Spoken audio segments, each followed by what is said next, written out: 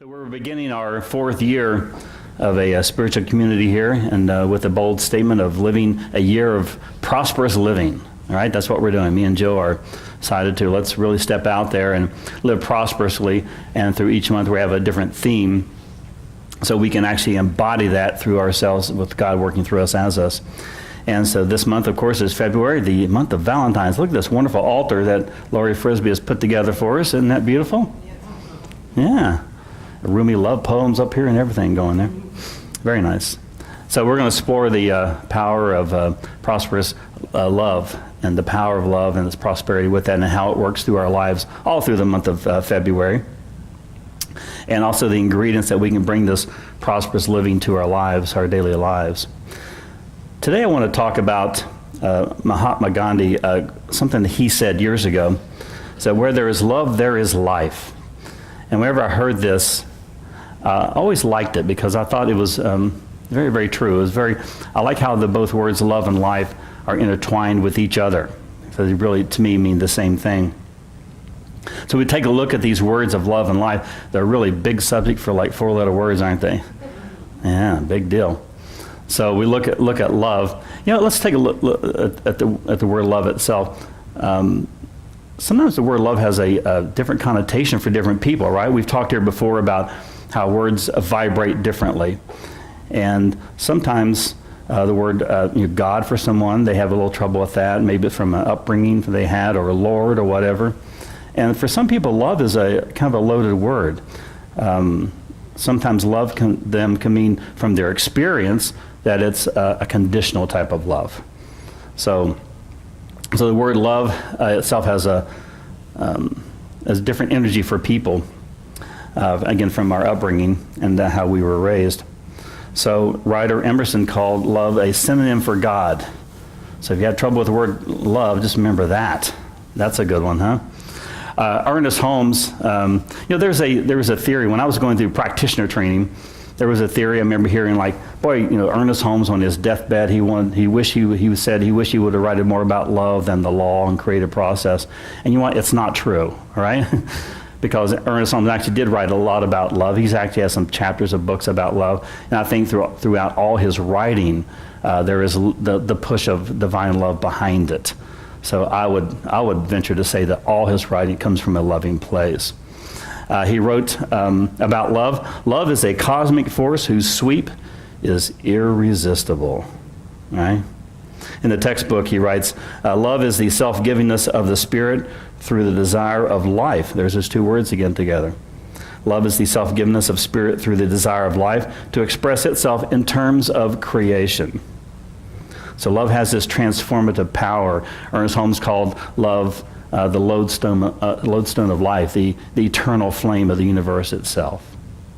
Let's take a look at life itself. It's basically a quality of being that makes everything live. There's a push from the divine that everything lives through this one divine and through life itself, creating life itself. I found that I used to, years ago, I always wondered, and you may have too, what's the meaning of life? You ever ask yourself that? It's like a really big old question, the meaning of life. And I found whenever I got into practitioner training in ministerial school, people would ask me that more, like I'm supposed to know for them. I don't know. And what I've come up with for me is that the meaning of life for me is to have these divine qualities of spirit work through me as me and to pass these on in this earthly plane that I'm in, right? So that's to me is the meaning of life. To me, that's what we're here to do.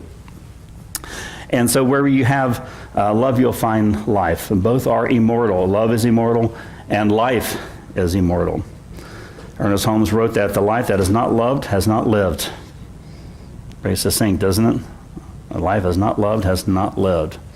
So you have love and life together, intertwined and inseparable. Now, when I started putting this together this week, this talk, I was thinking, where do you start off with? And I really think it starts off with loving ourselves. In this work of science of mind, we always know that we're coming from the inward out. When nothing out there is affecting us, we are affecting it. And So to love oneself inwardly, and we perfume that out into the world. So that's really the key. So loving oneself is really the key. It's our spiritual center, and it's something that it's always with us. There was a country song called "Looking for Love in All the Wrong Places." Remember, around the 1980s, and that's really actually an accurate statement. Looking for love in all the wrong places, because whenever we start to look for love outside of ourselves, it's the wrong place, because it's always inside us. So it is our spiritual center itself. And I've come up with something that's real easy for me to remember. It might be for you too. Sometimes even ministers thinking like, hey, having a bad day, or maybe being a little critical of ourselves. Practitioners also. Come up with what I call FLY. First, love yourself. FYL, fly. So whenever I'm feeling that way, and you can do this also, or feeling like you're kind of beaten up on yourself or feeling unloved, this love within us, through us, as us, is this love of the divine. And we can always first love ourselves. And then we can, again, we take this out into the world and make people happier, and ourselves happier. I did a talk in Yuma about 4 years ago. I think that's where I mentioned the fly thing down there. I love the folks in Yuma, by the way. They're fantastic people. I call it off Broadway, and I love it down there. They're fantastic folks. And but I found a quote from the Buddha that is, it's one of those words, or one of those phrases that when I read it, and you probably had this happen to you also, that I was changed when I read it. It hit me that hard. And I have it for you here. And it's just so simple, but it's so strong. The moment you see how important it is to love yourself, you will stop making others suffer. Isn't that big? Yeah, that's worth taking a picture of. I'm telling you, it's the moment you see how important it is to love yourself, you will stop making others suffer. I don't know, that's just really important to me. I think it shows what the inner love that we have for ourselves. If we do not have that, we are creating chaos in other people, because we are bringing that energy to our relationships and our jobs and personal relationships. So that's how important, self-love is. Very, very important. So we don't want to have people suffer around us. So let's learn to start loving ourselves, right? And that reminds me, I'm thinking of Yuma again, off Broadway again. When I went down there about 4 years ago, I was talking about this, and I had everybody marry themselves. I brought a bunch of these little rings, and we did a wedding ceremony. Everybody married themselves, for the love of themselves. Quite interesting. And occasionally I'll still go down there and talk, and some people will bring their rings. They still have them, You can buy those at Michael's, and it was like a little small thing, but it was a big thing. It really made a point. So, we had everybody just marry themselves on that Sunday. So whenever we start looking at, loving ourselves, we also start looking at, loving others and what we bring to others who are around us. I think we're always being called to love more, to love in every moment. There was a friend of mine this week, she was telling me about a friend up in Minnesota, a good friend of hers who she had talked to, and apparently there was some kind of medical condition going on in Minnesota. And the friend had ended the conversation like, boy, I wish you were here. I wish you were here. And we talked about it a little bit, and I don't know if my friend's going to go up there or not, but I think it was really a good example how it's a loving moment, We're always reaching out, people are reaching out to us in these loving moments. And do we hear them?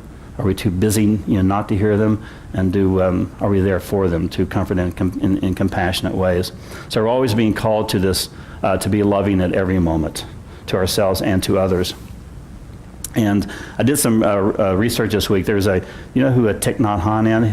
Thich Nhat Hanh, he's a Vietnamese Buddhist, beautiful gentleman.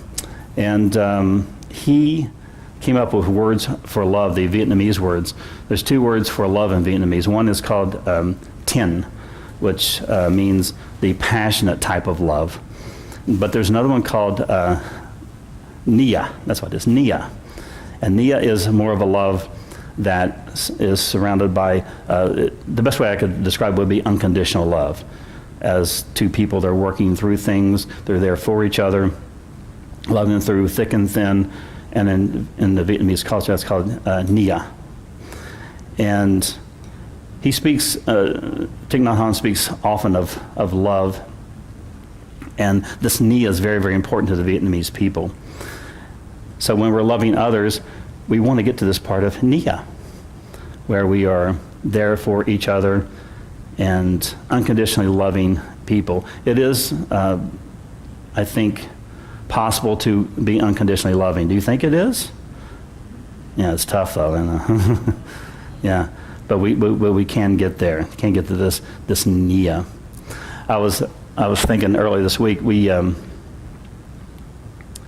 This years ago, I was back home and looking at some old photos back in my mom's farm, and I came across this one photo where we grew up. I grew up in Huntington, West Virginia. And there was a picture that my mom had taken of our old living room in our house that I grew up in.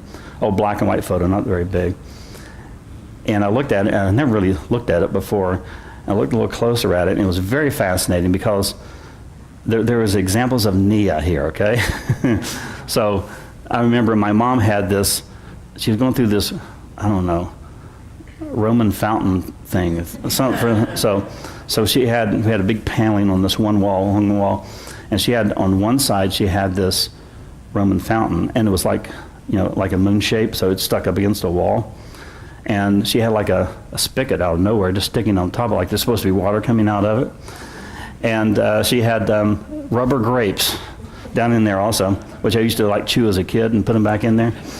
And but I remember seeing that, and it was just fascinating to see, not 10 feet away from me, there is my dad's 16-point white-tailed buck that he killed in northern Ohio in season. Now, I can guarantee you my mom hated this deer looking down here in our living room. But the old man was proud of it. He actually he centered it. He was proud of it. He centered it in the wall. But I was looking at that, and just at the time, I never started laughing, going like, wow, they worked that out, didn't they?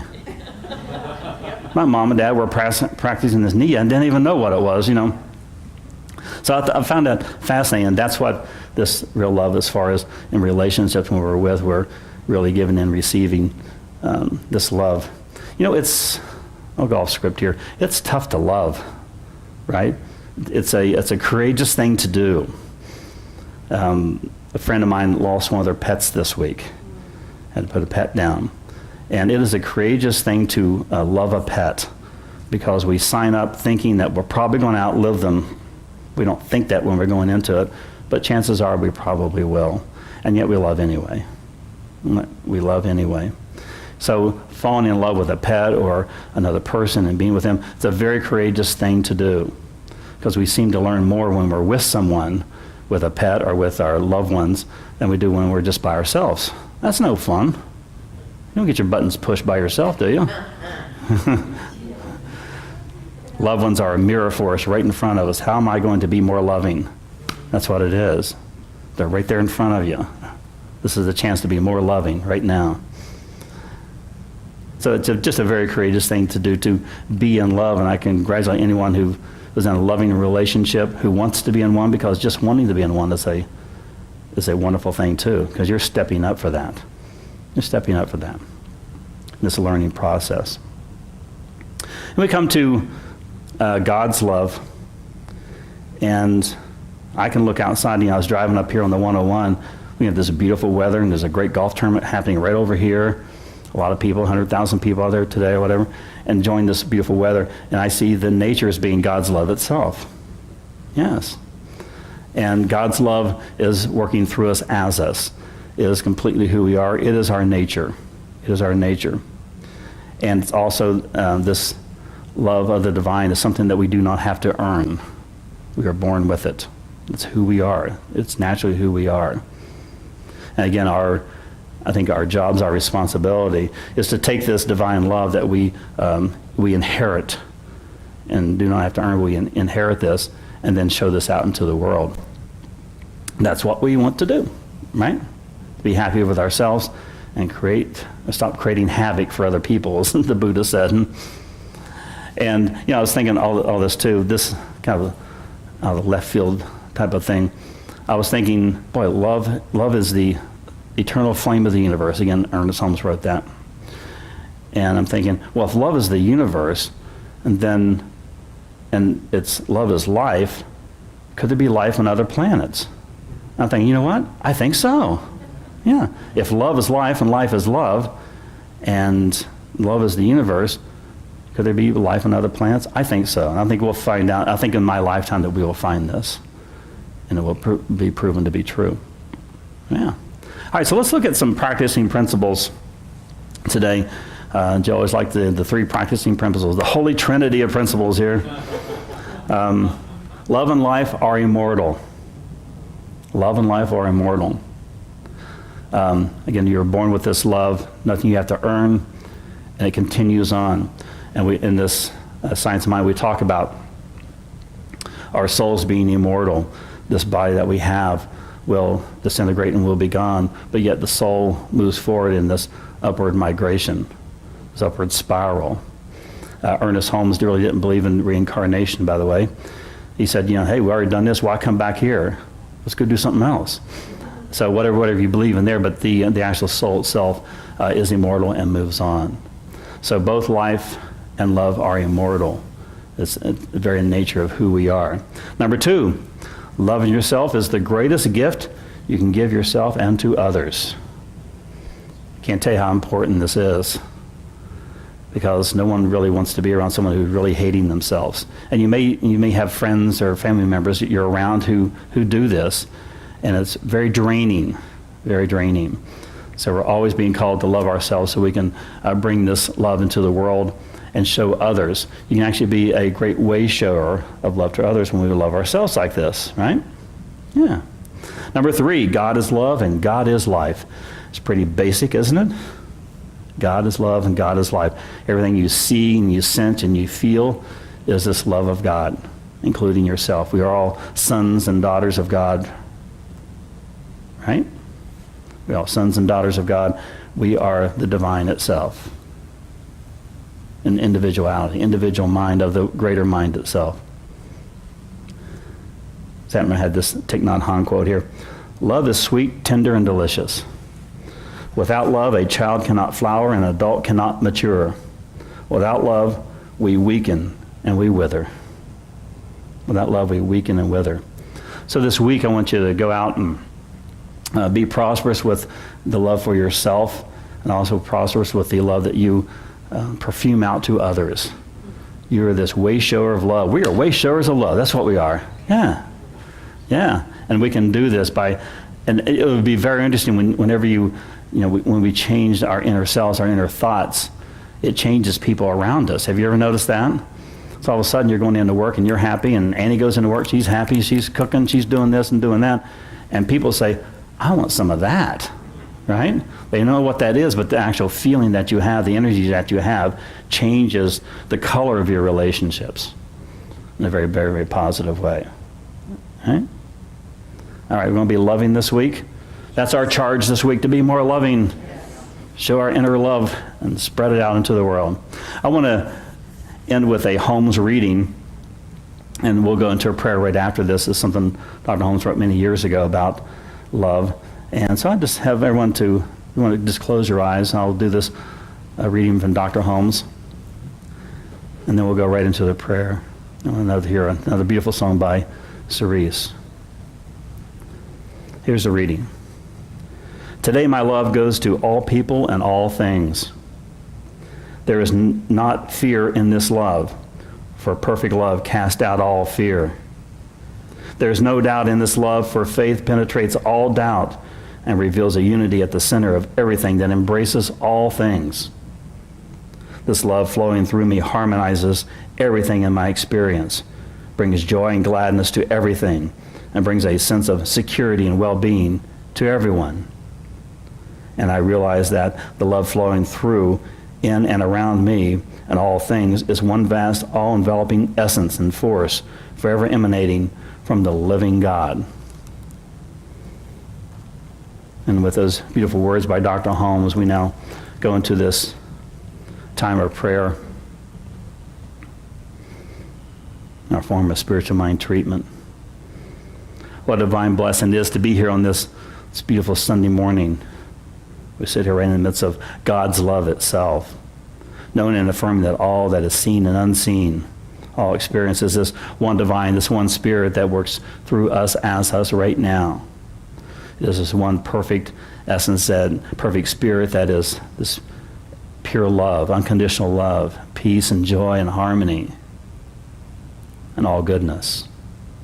And I know and affirm that I glean above this one spirit that working through me right now, always has been and always will be, is this one divine spirit that is this perfect reflection of the divine itself.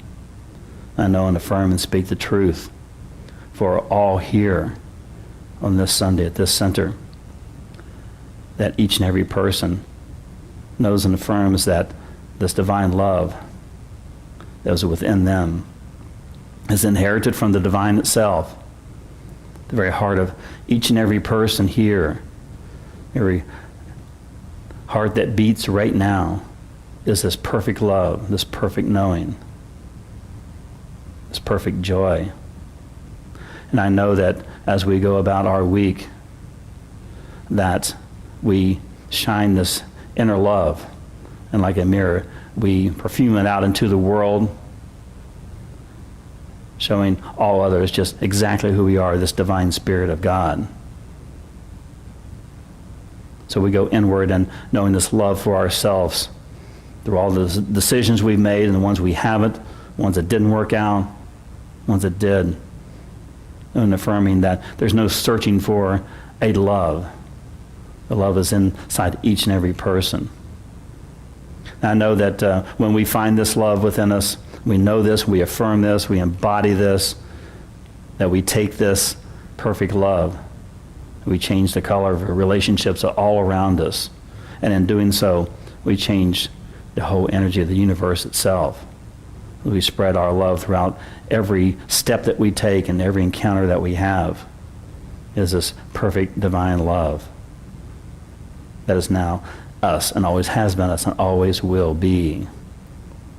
We embody this knowing now. And what a blessing it is to know that there is this one divine law that works perfectly each and every time when the word is spoken and the word is thought, as I've spoken it here and now. So with great love and joy and peace, I now release this prayer into universal law, knowing that it is done, it is so. I happily release and let go, knowing that it is affirmed and it is good, it is all God. And we affirm this by saying together, and so it is.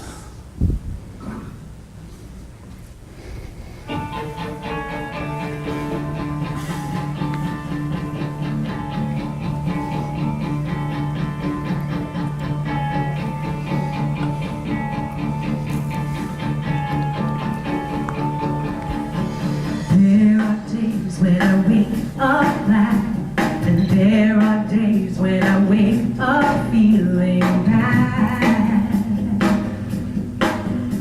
Sometimes I think that I'm okay, but other times I cannot run away.